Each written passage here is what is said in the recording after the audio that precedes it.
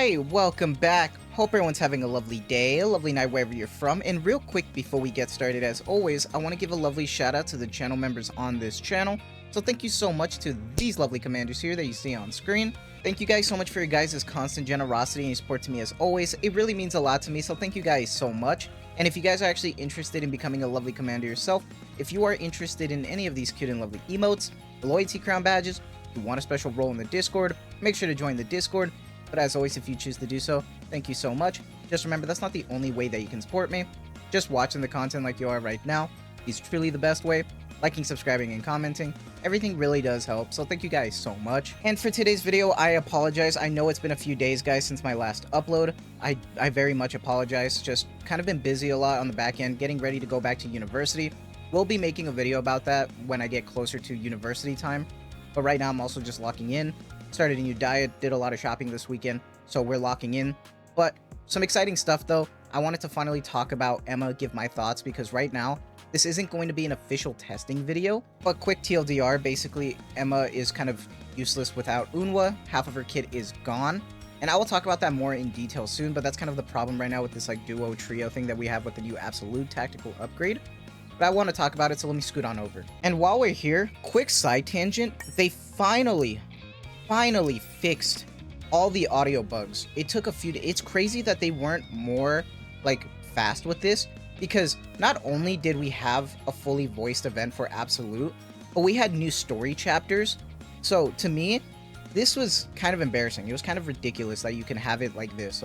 And it's funny because they did mention that they were going to try to shape up all of their quality assurance and stuff, and I don't see it, because they fixed the Japanese voiceovers where they would just not match up, different voices would come up, and then they also thankfully fixed the like 2x speed English voiceovers, which was a pretty big issue. This was happening in the absolute event and the main story chapters, and the new main story chapters are really good. I finished it. Don't put it in the comments because obviously some people didn't finish it, but really good. Enjoyed it a lot. So it's a shame for those that watched it with this botched English. It's really a shame, and I'm surprised we didn't even get some form of compensation. But for those that are finally ready to go back in and experience the story, there you go. Happy for you. But right now, let's talk about the problems with Eunwha right now. And one of those is even trying to pull for her right now. I mean, we just came off of like a limited time event right now, and we came off of another one with Summer.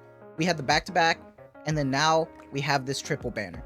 And for a lot of people, they're kind of saving right now, because Eunwha's out here, but then we also have the other banners with Summer Sakura, Rosanna's still here, and we also still have E-Leg. So for people who really want to try to go for that MLB, are still doing so.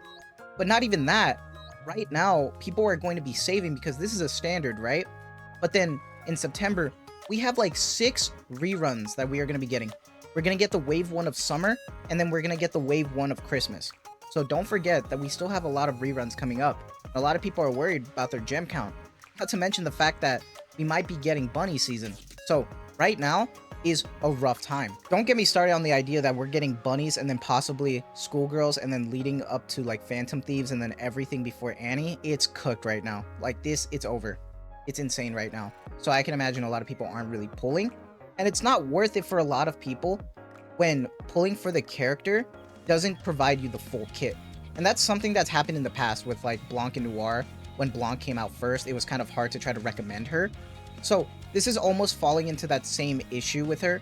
And the reason for that is because of how the kit is designed.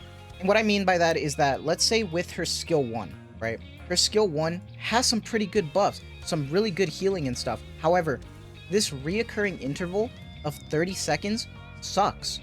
But how do you get this to be 10 seconds? Well, here's the thing. With her skill 2, the only thing you get from her skill 2 is affects all allies projectile explosion damage. That really only benefits Rappy Red Hood right now for like the best that you can try to like use a character for, and some crit.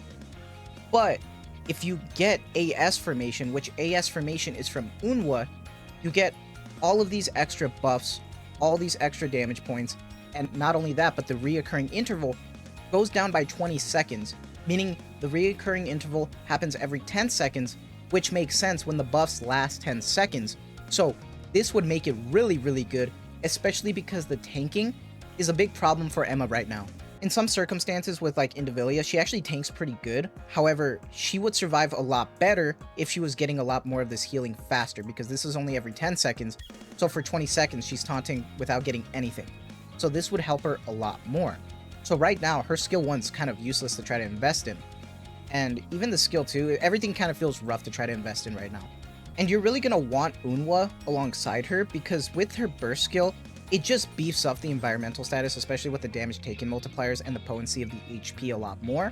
So utilizing that with the reduction in time for the duration of the interval is just going to be really good. And honestly, without all of this, I feel like her skills are kind of rough to try to invest in right now.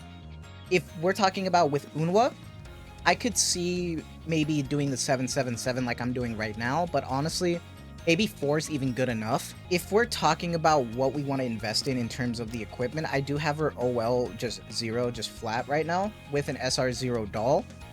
And I actually got some decent lines for most of it. I was actually pretty happy about it.